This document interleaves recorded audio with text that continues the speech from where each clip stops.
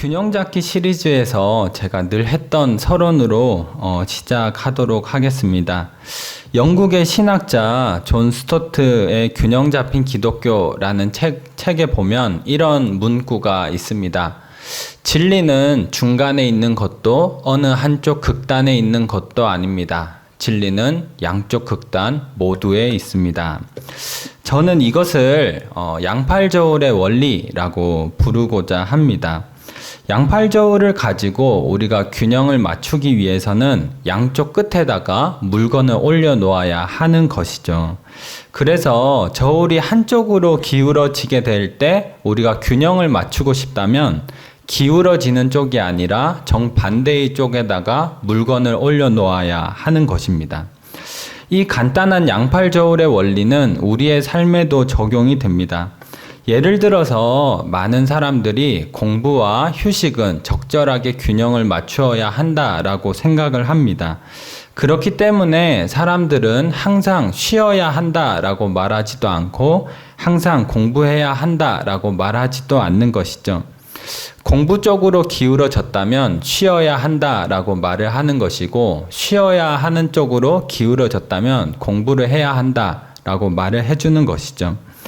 어떨 때는 공부하라고 하고 어떨 때는 쉰다라고 말을 한다고 해서 이것을 변덕스럽다고 할 수는 없는 것입니다. 이것은 변덕스러운 것이 아니라 반대쪽에 있는 말을 함으로써 삶의 균형을 맞추려고 하는 것이죠. 성경도 마찬가지라고 생각을 합니다. 성경을 보다가 보면 어떤 곳에서는 행함에 대해서 이야기를 하고 어떤 곳에서는 믿음에 대해서 이야기를 하죠. 이것을 볼 때 성경은 변덕스럽다.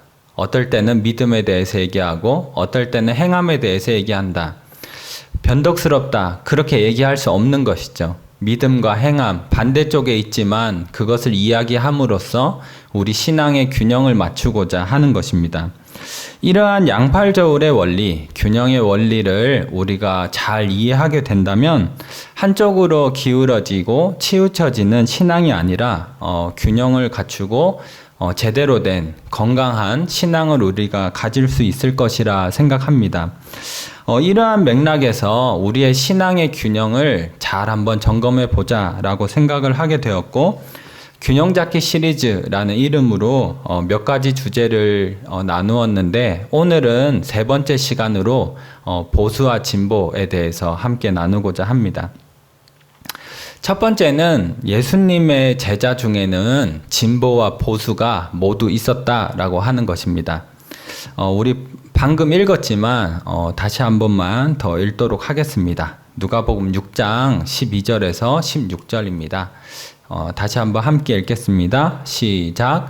이때에 예수께서 기도하시러 산으로 가사 밤이 새도록 하나님께 기도하시고 밝음에 그 제자들을 부르사 그 중에서 12를 택하여 사도라 칭하셨으니 곧 베드로라고 또 이름을 주신 시몬과 그의 동생 안드레와 야고보와 요한과 빌립과 바돌로메와 마테와 도마와 알페오의 아들 야고보와 셀롯이라는 시몬과 야고보의 아들 유다와 예수를 파는 자들 가룟 유다라.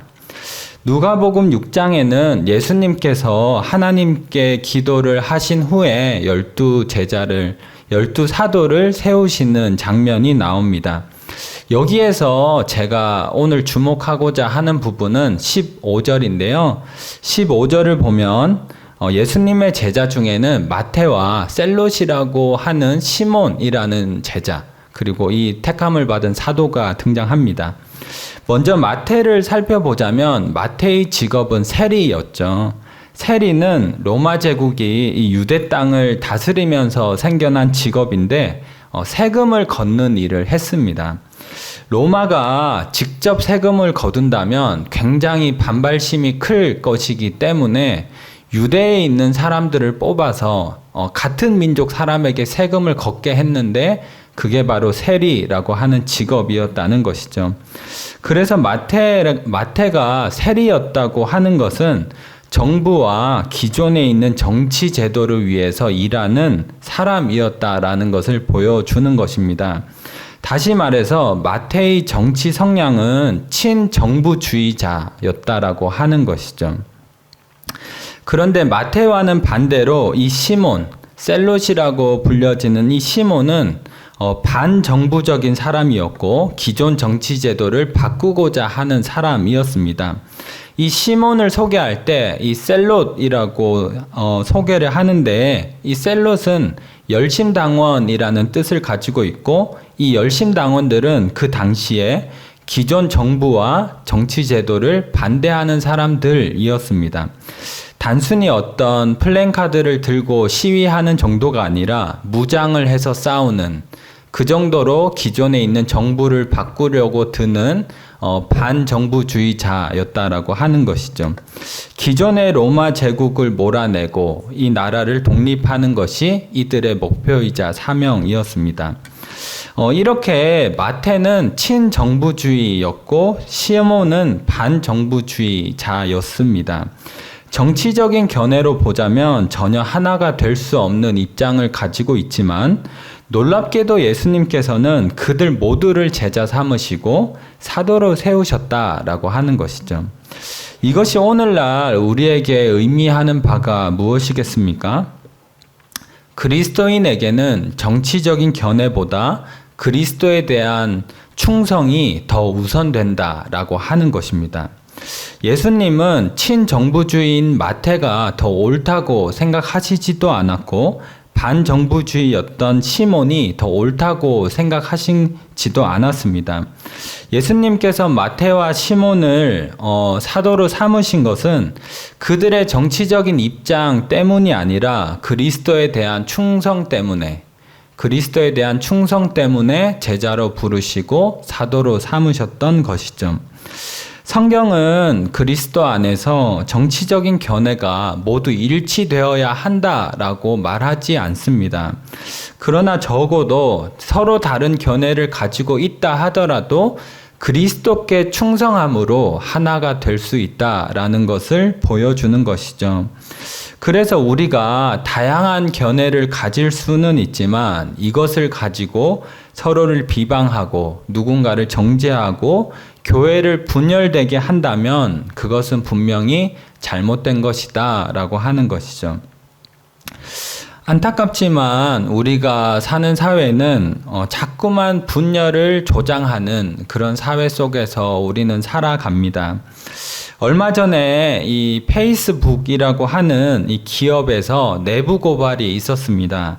그 내용 중에 하나가 무엇이냐면 이 확증 편향이 강해지는 알고리즘을 알면서도 두었다라고 하는 것인데, 이것이 무슨 말이냐면 진보적인 내용을 자꾸 보는 사람들에게는 자꾸만 진보적인 내용을 보여주고, 보수적인 것을 보는 사람들에게는 자꾸만 보수적인 내용을 보여줘서 이 사회가 점점 극단적인 정치 입장을 가지는 사람들이 늘어나서 사회의 분열이 점점 초래되는 것을 알면서도 그런 시스템을 그대로 두었다라고 하는 것이죠. 사실 유튜브도 마찬가지 아니겠습니까? 보수적인 성향을 가진 사람들이 보는 영상은 계속해서 보수적인 영상만 보여주고, 진보적인 영상을 보는 사람들은 계속해서 진보적인 영상만 유튜브가 보여줍니다. 그러다 보니까 점점 더 극단적인 정치 성향을 우리가 가지게 되고, 나와 다른 입장이라면 전혀 들어보려고 하지 않는 일들이 우리 사회에서 자꾸만 생겨나고 있다라고 하는 것이죠. 그래서 안타깝지만 우리가 사는 사회는 이전보다도 조금씩 더 분열되고 서로의 얘기를 들으려고 하지 않는 사회인 듯한 느낌을 받게 됩니다. 이러한 사회 속에서 우리가 신앙을 가진 사람으로서 기억해야 하는 것은, 예수님께서는 마태와 시몬 모두를 제자로 부르셔서 사도로 삼으셨다라고 하는 사실입니다. 그리스도인에게는 정치적인 견해보다 그리스도에 대한 충성이 더 우선된다. 그것을 우리에게 보여주시는 것이죠. 모두가 내 편이 아니면 싸우는 세상에서 우리 신앙인은 정말 무엇이 중요한가를 다시 한번 생각하는 우리 모두가 되었으면 좋겠습니다. 두 번째는 성경은 보수적인 동시에 진보적이다라고 하는 것입니다. 마태복음 5장 17절과 18절을 함께 읽도록 하겠습니다. 시작. 내가 율법이나 선지자를 폐하러 온 줄로 생각하지 말라. 폐하러 온 것이 아니요 완전하게 하려 함이라. 진실로 너희에게 이르노니 천지가 없어지기 전에는 율법의 1.1획도 결코 없어지지 아니하고 다 이루리라.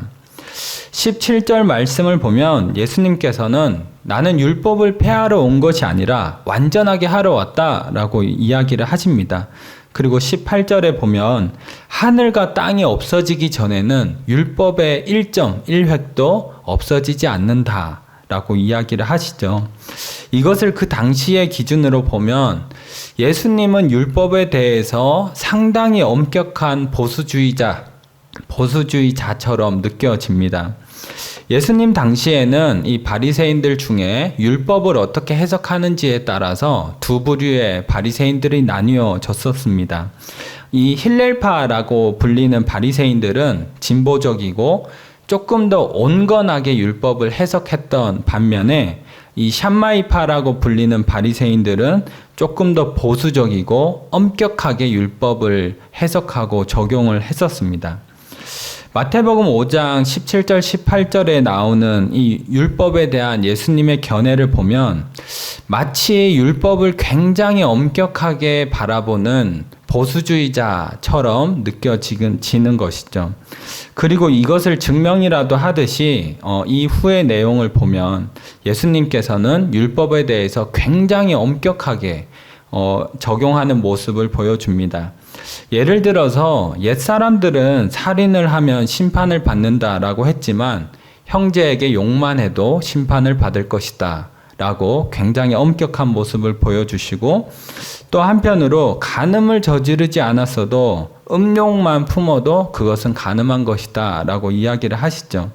그러니까 그 당시의 눈으로 봤을 때 예수님의 어떤 율법의 적용, 그 기준은 굉장히 엄격하다라는 느낌을 받는다라고 하는 것입니다. 그렇지만 동시에 예수님께서는 율법에서 또 굉장히 자유롭고도 진보적인 모습을 보여주시기도 하죠. 마태복음 8장 2절과 3절에 그 모습이 나오는데 함께 읽도록 하겠습니다. 시작. 한 나병 환자가 나와 절하며 이르되 주여 원하시면 저를 깨끗하게 하실 수 있나이다 하거늘 예수께서 손을 내밀어 그에게 대시며 이르시되 내가 원하노니 깨끗함을 받으라 하시니 즉시 그의 나병이 깨끗하여 진지라. 율법에 따르면 나병 환자는 부정하기 때문에 만지면 안 됩니다. 그런데 예수님께서는 나병 환자를 만지셨고 깨끗하게 해주셨죠. 그리고 마태복음 12장에 봐도 안식일에 손 마른 사람을 고쳐주시기도 하고, 또 요한복음 4장에 보면 이스라엘 사람들은 가까이 가지 않는 이 사마리아 여인과 가까이서 이야기하는 모습도 보여주십니다. 또 이뿐만 아니라 성전에 올라가셨을 때 이 사람들을 향해서 이 강도의 소굴을 만든다 하면서 그것을 또 뒤엎는 모습을 보여주시기도 했습니다. 그러니까 어떤 부분에서 예수님은 상당히 급진적이고 진보적인 듯한 느낌을 보여주신다라고 하는 겁니다. 이 모든 것을 우리가 종합적으로 이해를 해보자면 우리가 예수님을 어느 하나의 정치적인 입장에 가두어 둘 수 없다라는 것을 알게 됩니다. 예수님은 보수도 아니고 진보도 아니시죠.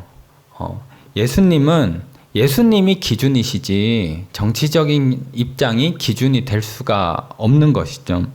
그래서 예수님은 어떤 하나의 정치적인 입장으로만 설명할 수 없다는 것입니다.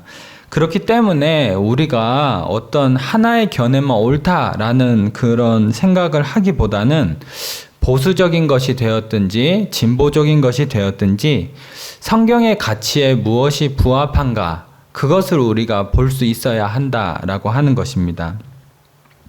제가 조금 더 예를 들어보도록 하겠습니다. 오늘날 진보적인 사람들에게 중요한 가치는 사회적인 약자를 중요시하는 것과 복지와 평등이라고 말을 할 수가 있습니다. 당연히 성경은 하나님께서 약자를 중요하게 생각하시고 힘없는 자들에게도 자비가 베풀어져야 한다는 것을 보여줍니다. 그리고 사람은 하나님 안에서 평등하기 때문에 누구나 차별받으면 안 된다라는 것을 이야기하죠. 그러나 그렇다고 해서 하나님의 창조 질서를 무너뜨리는 어떤 동성애 같은 부분까지 성경이 동의하는 것은 아닙니다. 또 반대로 이야기해서 보수적인 사람들에게 중요한 가치는 발전과 성장 그리고 개인의 자유입니다. 성경은 게으름에 대해서 경고하고 개인의 노력에 따라서 합당한 결과를 받고 발전하고 성장해야 한다라고 하는 것에는 동의를 하죠.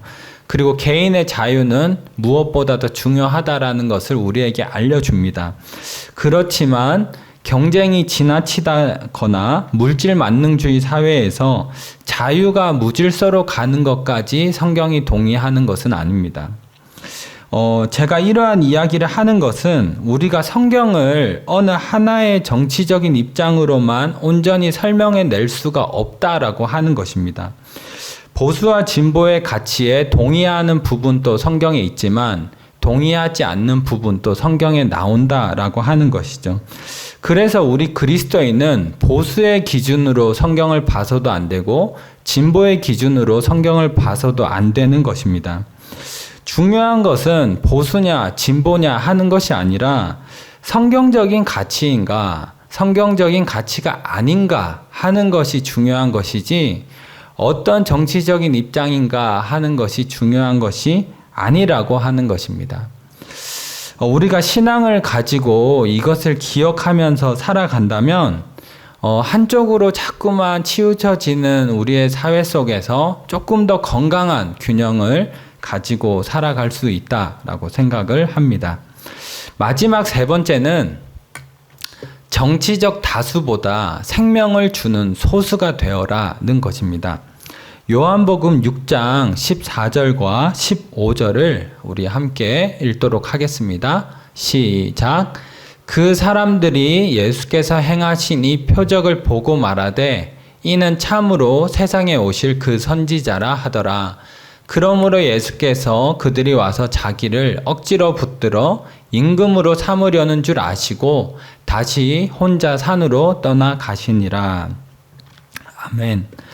요한복음 6장에는 오병이어 사건을 다루고 있는데 예수님께서 떡 5개와 물고기 2마리를 가지고 남자만 5,000명을 먹이시는 일이 나오죠.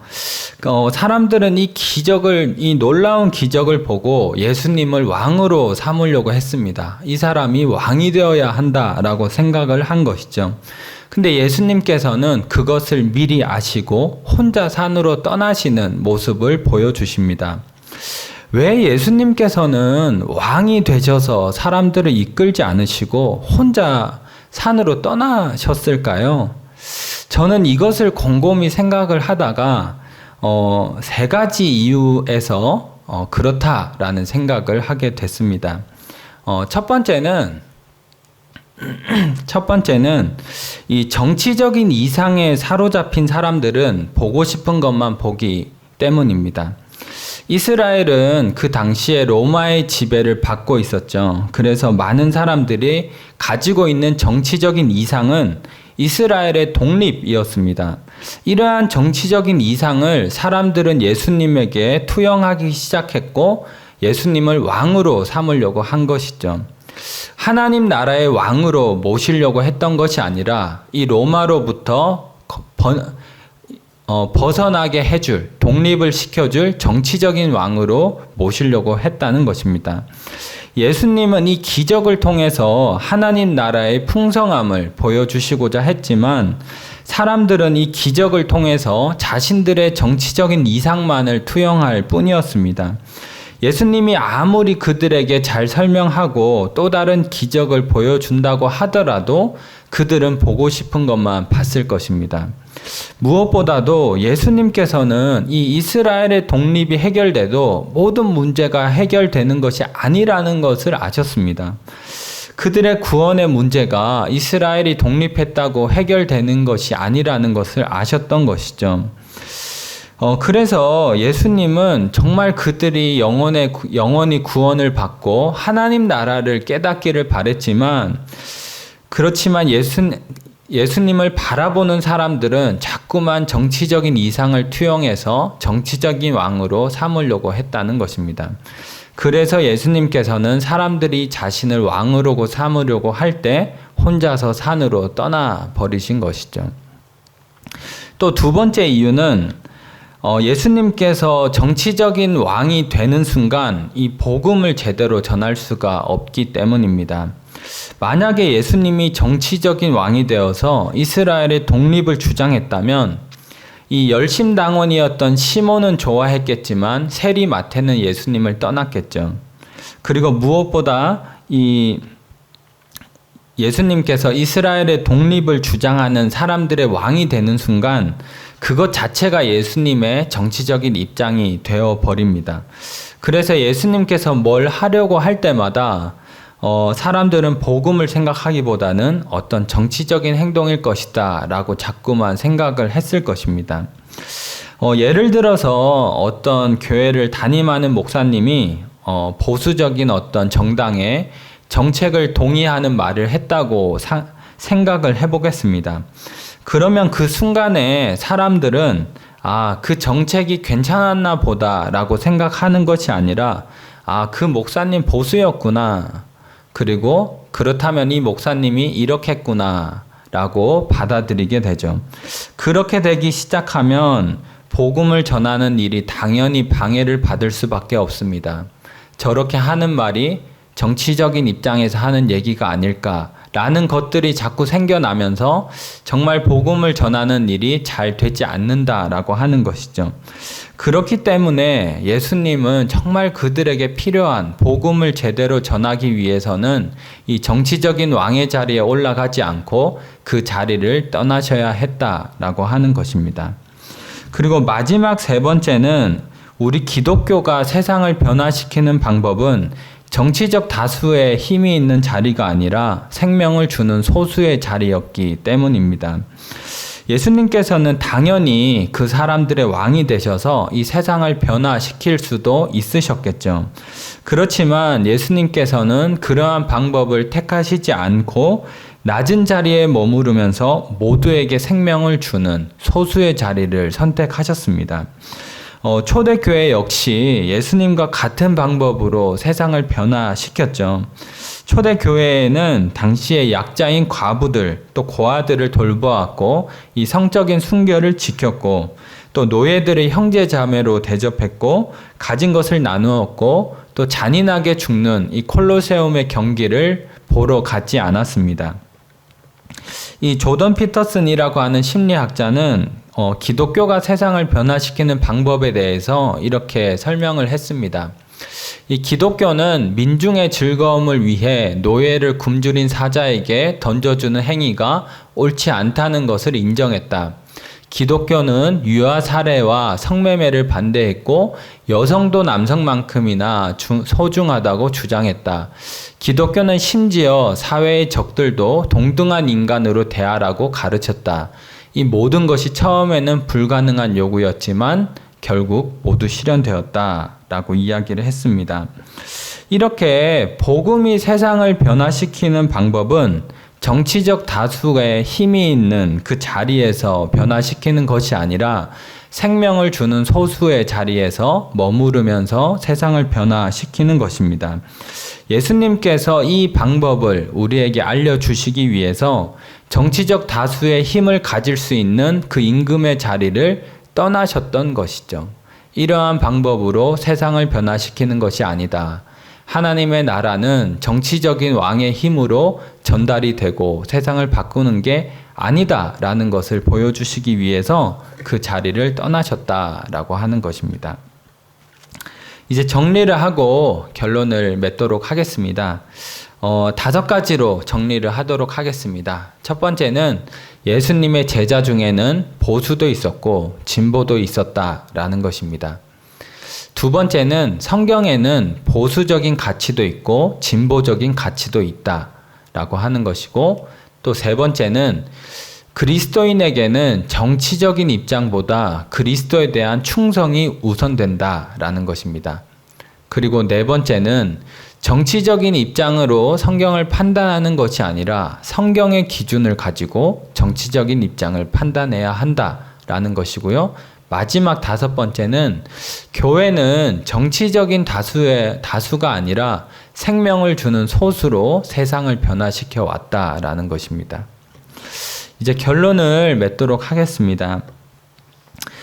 교회 밖에서도 그렇지만 교회 안에서도 이 정치라고 하는 것이 굉장히 민감한 주제라고 하는 것을 잘 아실 거라고 생각합니다. 굉장히 안타까운 것은 정치적인 입장 차이의 문제로 이 그리스도께서 하나 되게 하신 교회가 자꾸만 분열된다라고 하는 것이 정말 우리가 슬퍼하고 안타까워해야 하는 일이라고 생각합니다.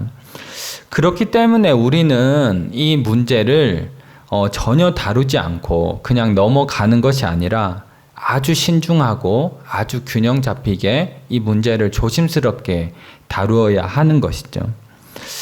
정말 바라기는 우리 교회에서 그럴 일은 없다라고 생각하지만 이 정치 문제로 교회가 분열되는 것이 아니라 우리 모두가 그리스도께 충성함으로 하나가 되고 우리가 그리스도 안에 머무르면서 이 복음의 소망을 가지고 또 세상에 나아가서 이 생명을 주는 소수로서 이 세상을 변화시키는 저희 모두가 되기를 바라겠습니다.